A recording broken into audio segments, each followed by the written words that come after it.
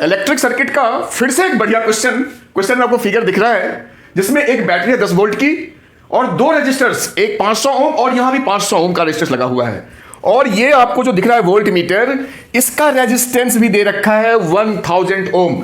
मतलब कहने का, मैं इस फिगर को चेंज करूंगा, अब यहां जो वोल्ट मीटर आपको दिख रहा है बेसिकली ये एक रेजिस्टेंस की तरह ही बिहेव करेगा 1000 ओम।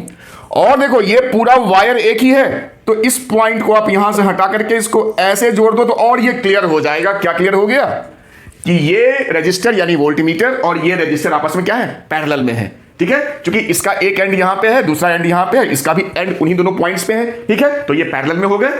अब पूछा क्या, ये समझो, इन्होंने पूछा है कि ये जो वोल्टमीटर यहां पे था इसका वोल्टेज कितना ये शो कर रहा होगा, मतलब इस रजिस्टर के अक्रॉस या इसके अक्रॉस। अगर आपने वोल्टेज निकाल लिया तो आपका आंसर आ गया। तो सिंपली आप इसको यूज करते हैं। यहां पे हम सीरीज पैरेलल की कहानी, ये मेरा 1000 ओम और ये 500 ओम पैरेलल में है, तो जो इनका रेजिस्टेंस हो जाएगा वो होता है R1 into R2 upon R1 plus R2, मतलब 1500। 2 जीरो कट हो गया, 5 दिया 15, तो ये हो गया 1000 अपॉन 3 ओम। इसको सॉल्व मत करना, बाद में फिर बड़ी दिक्कत हो जाएगी, इसको ऐसे रहने दो। ठीक है, तो इन दोनों का जो रेजिस्टेंस है, अब इसको यहां से उसको मिटा दीजिए, अब इसकी जरूरत नहीं है।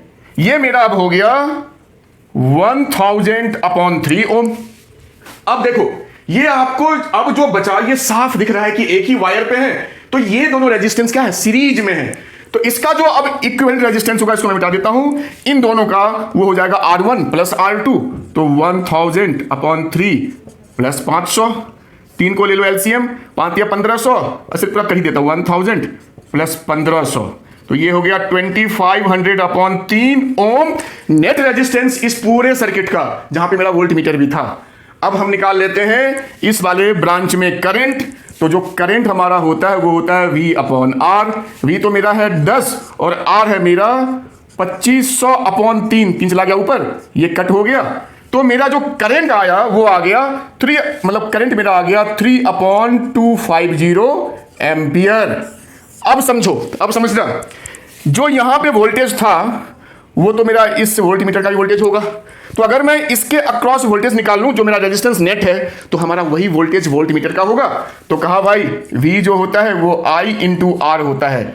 I ले लेंगे 3 अपॉन 250 और R लेंगे इन दोनों का कंबाइंड, तो 1000 अपॉन 3, ये कट हो गया 250 4 टाइम्स। तो वोल्टेज जो मेरा वोल्ट मीटर शो करेगा वो 4 वोल्ट शो करेगा यहां पर।